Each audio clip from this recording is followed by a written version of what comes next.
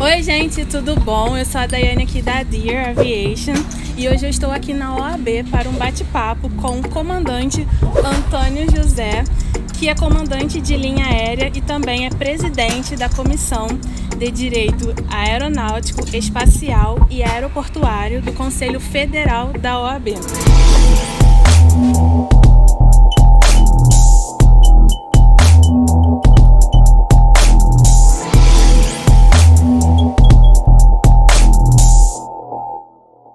Comandante, muito obrigada por ter aceitado o meu convite. E o comandante tem uma história super interessante. Conte pra gente. Bem, o prazer é todo meu em colaborar com esse importante blog para a aviação nacional. Eu acho que iniciativas como essa são responsáveis por uma maior maturidade em trocar conhecimento na aviação. Então, já fica aqui meus agradecimentos. Bem, a minha história na aviação é uma história de inquietude. Permanece nessa sintonia de inquietude que eu comecei na aviação nacional como ajudante de manutenção de sistemas de aeronaves, ou seja, foi na manutenção da Varig, foi meu primeiro emprego. Foi meu primeiro emprego e também meu primeiro contato com o avião. Eu nunca tinha sequer me aproximado de um avião, seja como passageiro ou até como um curioso. E ali eu fui contaminado, né? Por esse vírus e circula na minha corrente sanguínea até hoje. De ajudante de manutenção, eu passei para mecânico. Fiquei 4 anos como ajudante. Fiz todas as provas, todas as qualificações e nesse momento também eu tirei meu CREA, fiz o curso de técnico de manutenção no Cefet, na antiga Escola Técnica Federal. Sim. E fiz a prova interna, tirei todas as carteiras que o mecânico, as habilitações, que a gente chama de carteiras de habilitações necessárias para o mecânico, que na minha época eram 7 e agora são 3 grupos, né? Passei para técnico de manutenção. Sim. E depois inspetor de manutenção de sistemas de aeronaves. Nesse momento eu percebi, e para minha tristeza, que a manutenção ia ser vendida. E para continuar na Varig, que era uma empresa que eu tinha um grande carinho, eu optei por estudar para ser comissário de bordo. Foi uma grande decisão e foi muito importante porque eu adorava a função. E consegui passar para comissário de bordo, continuar na empresa. E nesse momento de proximidade com o avião, né? E com o avião operacional, com o avião voando, eu comecei a almejar outras funções. Eu quis ser engenheiro de voo, que é o FE, o Fly Engineer. E também tirei habilitação para ser engenheiro de voo, mas percebi que a profissão estava em extinção. Hoje até brinco quando eu encontro um engenheiro de voo aí nos aeroportos da vida, eu falo, olha, você é um urubu albino, né? Porque ninguém vê, mas existe. Mas existe. E depois, até por contato com os pilotos, e eles sempre me falavam, quando davam uma pane no avião, falavam, Antônio, você faz o troubleshoot das panes, por que você não vira piloto? E aí foi o momento que eu comecei a almejar que a aviação ela é muito envolvente, né? Totalmente envolvente. O curso de piloto foi um curso bem difícil para mim, porque é um curso que requer um investimento financeiro e você não tem uma certeza de projeção, né? Mas eu lembro que na época eu tinha uma Paraty, era o meu carrinho da alegria e da tristeza. Eu vendi o carro e comecei a vender tudo dentro de casa para fazer as horas de voo. Tirei o PP e aí o dinheiro acabou. E eu, como mecânico, comecei a trocar o meu trabalho de mecânico com os donos de aviões para poder fazer mais horas de voo. E aí eu agreguei bastante horas de voo até, coincidentemente, a Varig, que tinha uma escola de pilotos no Rio Grande do Sul, ela fez um recrutamento interno. E aí, para minha alegria, eu passei nesse recrutamento interno e comecei a voar. Voei um tempo na Rio Sul, o Embraer 120, o Brasília, e depois voei os 737-200, que a gente chama de breguinha, carinhosamente. Voei os 737-300, 400, 500, 700, 800. Até a Varig, infelizmente, fechar as portas. Mas depois eu fui recebido de braços abertos na Latam, como copiloto. Voei os Airbus 319, 20, 21. Fiz alguns anos rotas internacionais no Airbus 330 e depois fui promovido a comandante, função que eu assumo até hoje, trabalho até hoje com o maior carinho, sou comandante de Airbus 319, 20 e 21. E essa parte de direito, quando iniciou? Então, o direito faz parte daquela inquietude da aviação, inquietude. Que até um conselho que eu deixo, assim, por mais que você já esteja confortável na sua função, sempre reserve uma parte do seu dia para agregar conhecimento, porque a médio e longo prazo isso vai ser muito importante. E o direito era uma paixão. Quando eu percebi que a aviação ela fazia algumas parábolas, né? A hora oscilava muito forte para baixo, com demissões, licenças sem vencimentos, e hora abria as porteiras, né? Com compras de aviões e novos empregos. Eu pensei em me qualificar e dar uma oportunidade para o direito. Sim. Comecei um curso presencial, né? Porque o direito tem que ser presencial, e eu reservava nas minhas folgas para estudar bastante, para assistir aulas. Demorei, acredito que 8 anos para me formar, porque o direito, digamos, civil 1, 2 e 3, se você deixa de fazer o civil 2, você não pode fazer o 3, e aí eu ficava montando esse quadro aí de matérias para poder me formar. E terminei a graduação, passei na prova da ordem e fiz algumas especializações. Eu fiz algumas pós-graduações, uma pós no ITA, uma pós na PUC, uma pós na UNESA, e a OAB, a subseção da Barra da Tijuca, me convidou para trazer esse projeto pioneiro de montar a Comissão de Direito Aeronáutico, Espacial e Aeroportuário. Então foi mais um projeto difícil. Eu acho que foram 4 anos, há 4 anos atrás, nessa unidade que nós estamos aqui na Barra da Tijuca, que eu tenho um carinho enorme pelo local, pelas pessoas, pelo presidente atual,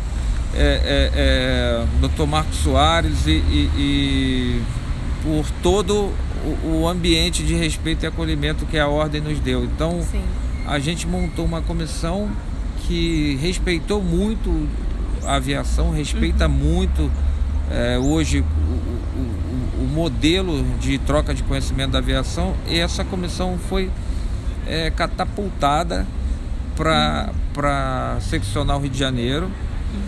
Já fizemos mais de 20 grandes seminários, palestras em faculdades, palestras em aeroportos, companhias aéreas, escolas de aviação. Fizemos modelos acadêmicos, lançamos livros, e aí essa comissão também foi catapultada para o Conselho Federal. Hoje eu assumo essas 3 funções, né, de presidente das 3 comissões, e fico muito feliz em perceber que o Brasil, até trazido por esse modelo de comissão, os estados já começam a ter as suas comissões. Então temos a Comissão de Direito Aeronáutico de São Paulo. Agora foi recém-criada uma de Direito Espacial no Amazonas, na Paraíba, no Espírito Santo, em Minas Gerais. E isso é muito bom para agregar conhecimento, desse conhecimento que eu sempre incentivo, que é o conhecimento operacional com o jurídico, ou vice-versa, o jurídico com o operacional. E como que é conciliar essas profissões? Olha, não é fácil, mas como eu falei, precisa reservar um pedaço do seu tempo para você tocar esses projetos. Muitas vezes eu não consigo realmente dar conta, e aí o time é maravilhoso. Então, na nossa comissão, as oportunidades são para todos. A gente tenta abraçar todos os convites.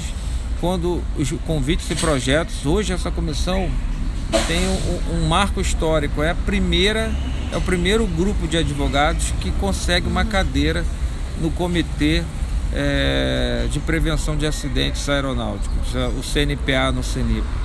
E nós sofremos muito para entrar porque o mercado era ressabiado com a presença dos advogados, sob o risco de trazer mau uso para as informações sigilosas de acidentes. Então hoje essa comissão, além disso, ela colabora muito com confecções legislativas e com o crescimento da segurança operacional do nosso setor e do país, né? E você também é investigador, correto? Eu fiz o curso de agente de segurança, de investigador no CENIPA, de incidentes aeronáuticos, e eu fui nomeado como perito da Justiça Federal aqui no Rio de Janeiro e em Pernambuco. Também é um trabalho que me deixa muito orgulhoso, porque essa junção de conhecimento do jurídico, do judiciário, principalmente com o setor operacional da aviação, é muito importante. Nós não temos no Brasil uma agência especializada com juízes e promotores vivendo a aviação. Então, quando um caso uma demanda chega para o judiciário, muitas vezes o juiz fica com muita ausência de conhecimento, e até como o direito aeronáutico é um direito basicamente comparado, um direito que muitas vezes é municiado por tratados, convenções e acordos internacionais, essa troca de conhecimento com a magistratura, principalmente com o Ministério Público, tem sido muito bom para o crescimento também do nosso setor nesse segmento. Sim. Uma pergunta. A aviação constantemente investe em segurança.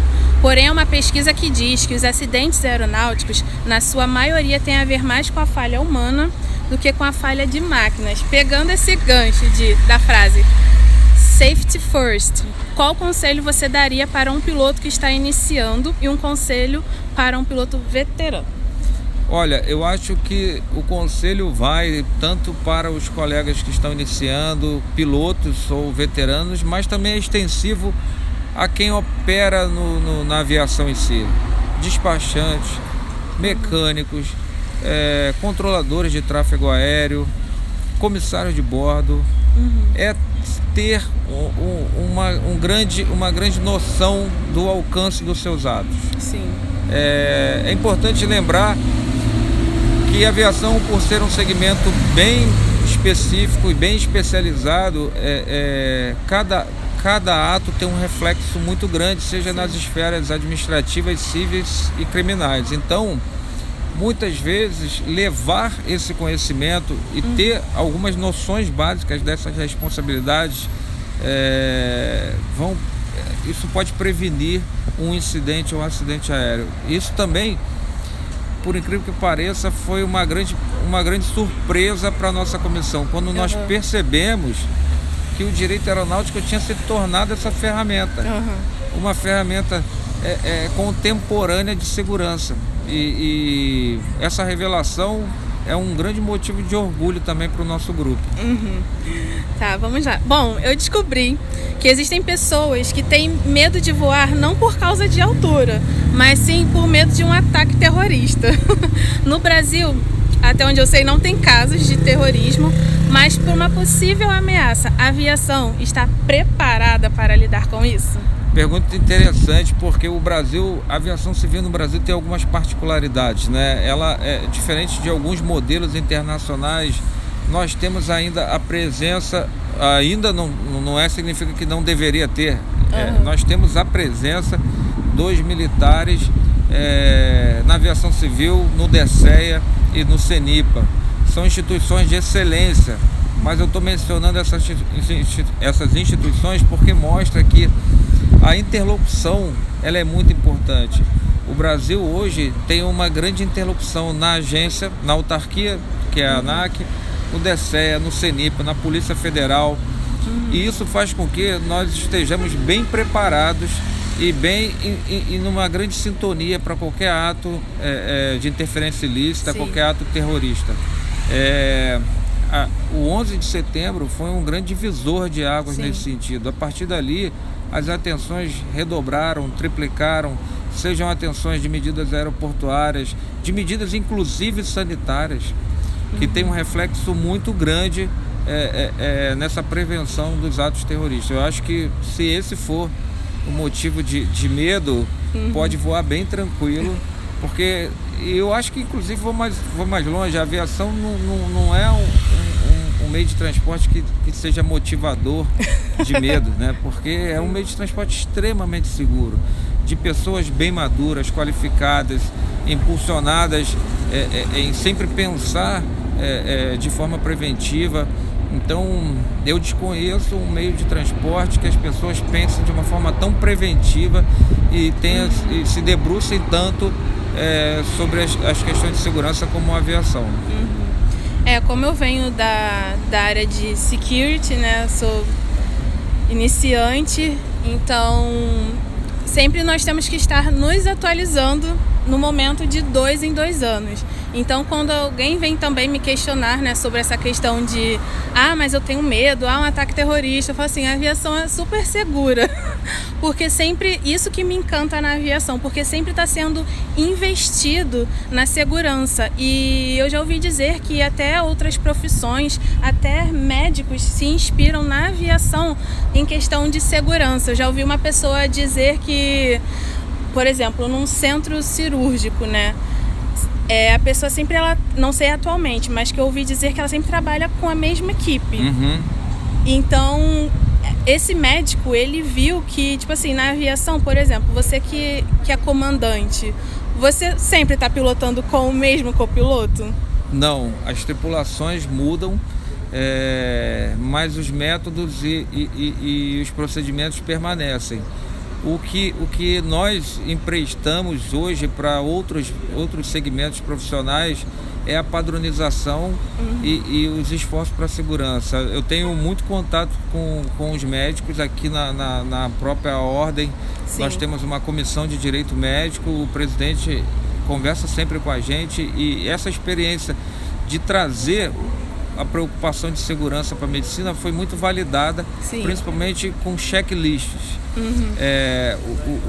Na aviação tudo tem um check. Então, se a gente vai dar a partida do motor, tem um after start checklist. Se antes de decolar, before take-off checklist.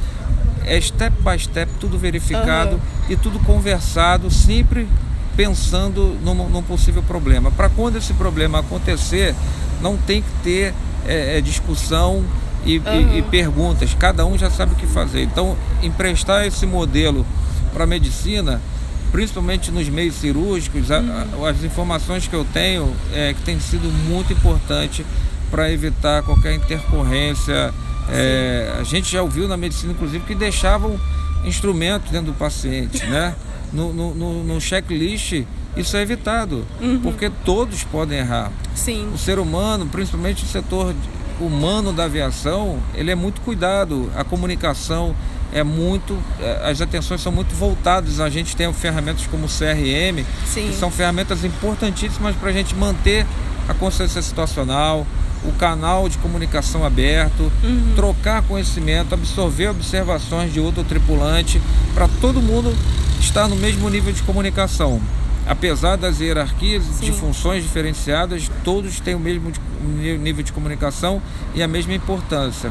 Eu acho que a medicina tem recebido muitas vantagens com esse tipo de padronização. E vai ser também uma referência para outras áreas, né? Essa questão de segurança. Sim, a aviação tem uma grande preocupação, inclusive, na manutenção da proficiência dos seus profissionais. Não existe profissão nenhuma que o profissional seja requalificado a cada 6 meses, a cada 1 ano. O piloto, por exemplo, ele larga as suas funções e volta para o simulador, onde as suas proficiências são testadas, reanalisadas, rediscutidas. O limite da aeronave é testado para que ele volte e ofereça sempre uma proficiência de alto nível para os usuários. Isso nós não vemos em outras profissões.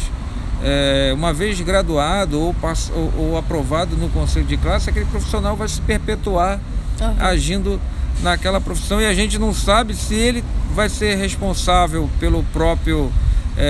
pela elevação do próprio conhecimento, ou vai se estabilizar ali numa posição de conforto. Na aviação isso não existe. Recentemente você lançou um livro, Direito Aeronáutico, né, para tripulantes. Conte um pouco pra gente. Olha, é uma grande honra trocar esse conhecimento, externar um pouco, porque o livro não é um livro, a gente não tem a pretensão de ensinar o direito aeronáutico em uma obra apenas, né? Mas é um livro que desmistifica a linguagem jurídica para quem trabalha na aviação. A gente fez esse livro agora, é o segundo livro que eu participo. Ele chama Direito Aeronáutico para Tripulantes, mas não significa que seja só para tripulantes, ele é para o segmento aéreo. E ali a gente fala sobre infrações administrativas, a história da aviação, responsabilidade civil, responsabilidade criminal. Os autores somos eu, Dr. Marcelo Norato, um grande amigo, juiz federal, Dr. Paulo Murilo Calazans, um piloto, mestre em constitucional, voa nos Estados Unidos. O Dr. Sérgio Mourão é piloto também e professor universitário, presidente da Comissão de Direito Aeronáutico da Seccional de Minas. E o Dr. Alessandro Lender, também um jurista imerso na aviação. Então, é um grupo de amigos que tenta plantar essa semente de conhecimento para o mercado. Eu acho que é o primeiro de muitos. Como estávamos conversando ali antes das gravações, desenvolvimento pessoal pode agregar para seguir na aviação? Eu acho que tanto pode como deve, né? Porque eu costumo dizer que a aviação é um ambiente que, se você não está atualizado, não lê o material pertinente à sua função, você não está dentro de um envelope de segurança.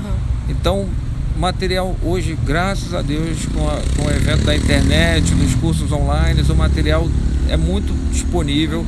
Nós podemos acessar sites de agências internacionais como a EASA, a FAA, a própria ICAO. Tem muita legislação, tem muito conhecimento, tem muito artigo.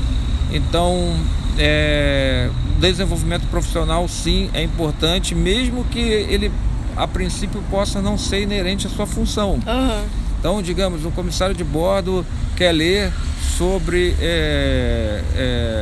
curso de pilotagem, que leia, que se interesse, porque quando ele estiver dentro da aeronave, ele vai ter uma dimensão muito mais abrangente de como funciona aquele sistema. Claro que você nunca vai dominar todos os assuntos, você nunca vai conhecer todos os assuntos, porque eu costumo até dizer que eu tenho medo de quem diz que conhece tudo, né? Porque na aviação, eu volto ao que eu disse, quando você está atualizado, você consegue entrar dentro desse envelope de segurança. Ótimo. Estamos caminhando para o final, e uma última pergunta. O senhor tem uma história incrível, e o que conselho você daria para quem tem medo de entrar na aviação por falar, porque muita gente fala, é caro, é difícil, e sendo que você venceu todas essas barreiras? Fala pra gente. Olha, é aquela história, né? A sorte é quando o trabalho e a oportunidade se encontram, né? Primeiro, trabalhar bastante, ser feliz na profissão e na função que você ocupa. Não necessariamente você precisa ser piloto, precisa ser comissário. Se você estiver muito bem naquela profissão, se desenvolva nela. Sim. Mas se você quiser, por exemplo, mudar de função dentro da aviação para uma profissão que demanda um pouco mais de investimento, como piloto, que as horas de voo hoje ainda demandam, são caríssimas, até porque o combustível é caro, os aviões são caros, as tarifas são caras. Vá reservando um dinheirinho para tocar o teu ideal de vida, e não desista, porque se você não voar numa empresa aérea, você pode voar num táxi aéreo, numa aviação executiva. Voar, eu costumo dizer às vezes, o avião bom é aquele que a gente voa, Sim. né? Às vezes eu vejo o colega, não, mas aquele modelo de avião é ruim. Não, não existe avião ruim. Quando eu voava Aerobuero, que é um avião de entrada de escola, eu era muito feliz, porque aquele avião que é o avião que eu voava. O importante é voar. Hoje eu vou os aviões da Airbus. Mas se eu mudar também para Boeing ou para Embraer, eu vou ficar muito feliz com o avião que eu vou. Então, primeiro é estar feliz com a sua função. Sim. Investir na sua função atual. E depois, se essa função não te der conforto, não te der felicidade, não desista. E se prepare no momento ruim. Porque o momento ruim é o momento de você se preparar. Sim. As pessoas falam, olha, nós estamos hoje vivendo um momento de pandemia. Empresas demitindo. É o momento de você se preparar. Sim. Ter suas carteiras, teu certificado médico em dia, porque quando a demanda voltar e as porteiras abrirem, você está preparado. Sim, verdade. Então, se você começar a se preparar no momento de demanda, já tem muita gente que vai passar à sua frente. Então, fique preparado no momento ruim, porque o momento bom de crescimento vai voltar. A aviação é sazonal e eu estou na aviação. Parece rápido, mas já são 31 anos, né? É muito tempo. E eu sempre ouvi essas histórias. A parábola veio na parte inferior, foi para o ápice e voltou. Então, se acostume que a aviação é isso, porque nós somos muito dependentes de índices, de preço de combustível, de dólar. Mas o Brasil, principalmente o Brasil, e agora nessa pandemia a gente tem essa informação revelada. Sim. O Brasil, com esse mercado doméstico maravilhoso, ele não vai ter problema de demanda. Se você quer voar no exterior, pode ser que ainda sofra consequências de medidas sanitárias, de barreiras de soberania entre países, etc. Mas o Brasil hoje é um grande mercado, tanto é que vários investidores internacionais mostram sempre interesse pela nossa aviação. Comandante, muito obrigada por ter compartilhado a sua história, seus conselhos. Eu acho que vai servir para muitas pessoas. Muito obrigada mesmo, está sendo uma honra para mim. Eu aprendi muito nesta gravação e antes da gravação. Então, muito obrigada e espero uma próxima aí também. Olha, que eu amo aprender, ouvir histórias de quem já passou por muitas coisas que eu pretendo passar. O prazer é meu. Iniciativas como essa, pode contar comigo, porque quando nós estamos precisando de conselhos, quando nós estamos indecisos sobre a nossa profissão, a gente precisa desses nortes, né? desses direcionamentos. Para mim isso é muito importante. É tão importante quanto qualquer palestra que eu faça, seja qual é o público que vai assistir. Isso, para mim, esse tipo de iniciativa pode me ligar sempre, contar comigo sempre. Eu vou reservar um pedacinho do meu dia e venho aqui com o maior prazer. E que outras entrevistas venham para o canal, porque o canal é de muita serventia pra gente. Obrigado. E olha que eu ligo mesmo. Tá bom, comandante, muito obrigada. Bom, gente, espero que vocês tenham gostado. Curte, né? Dê seu like se você gostou. Comenta também, é muito importante. Se inscreve no canal, isso vai me dar um apoio e também vai me incentivar, né, a fazer mais vídeos. Eu vou entender que vocês estão gostando. E é isso aí, nos vemos na próxima.